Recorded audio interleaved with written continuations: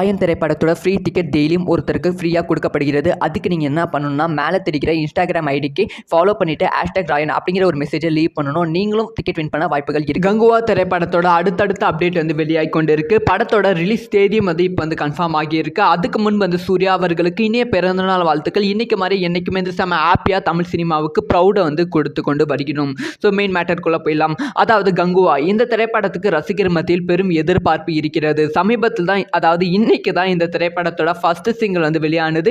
இந்த சிங்கிள் ரசிகர் மத்தியில் கலவையான விமர்சனங்கள் பெற்றாலும் பெருசா ரீச் இந்த சிங்கிளுக்கு கிடைத்து கொண்டு வருகிறது.